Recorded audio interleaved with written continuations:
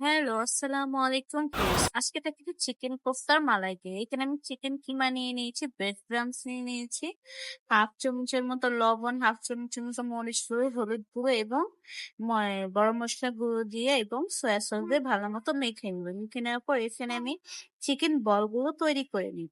নেওয়ার পর আমি এখানে আস্তে আস্তে করে একটা একটা করে ভেজে নিব। তারপর কয়েকটা পেঁয়াজ এরকম ব্লেন্ড করে নিয়েছি। এখন তেলের মধ্যে ওই কোফতার তেলের মধ্যেই আমি দিয়ে দিয়েছি হলো ২টা এলাচ আর একটা দারচিনি এবং পেঁয়াজ বাটা।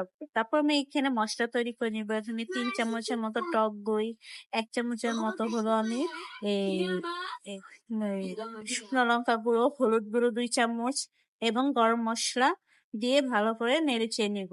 নেড়ে চেড়ে নেওয়ার পর আমি এটা এখন দিয়ে দিব। আদা রসুন দিব আমি হাফ চামচের মতো। দেওয়ার পর এখানে নেড়ে চেড়ে নিচ্ছি। নেওয়ার পর সেই মশলাগুলোর পানিটাও দিয়ে দিব। অল্প অল্প পানি দিয়ে আমি এটা এখন কষাচ্ছি। ভালো মতো কষিয়ে দেখেন এরকম তেল বের হয়ে আসলেই আমি এখানে দিয়ে দিব হলো আস্তে আস্তে দিয়ে দিব আস্তে আস্তে ভেজে রাখা কোফতাগুলো। কোফতাগুলো দিয়ে আমি এখানে ভালো মতো নেড়ে চেড়ে নিব। আমি যেহেতু এই কিমাটা বাসায় করেছি সেগুলোর হাড়গুলো রয়ে গিয়েছে, সেগুলোও দিয়ে দিয়েছিলাম। এখানে অবশ্যই আপনারা কিন্তু ক্রিম দিতে ভুলবেন না। আমি এখানে ১ কাপের মতো ফাঁকি দুধ গুলে নিয়েছি ক্রিমে, তারপর সেটা দিয়ে দিলাম। দিয়ে দেওয়ার পর এখন একবারে যখন পানিটা কম কম হয়ে আসবে সেখানে আমি দিয়ে দিব ১ চামচের মতো ঘি।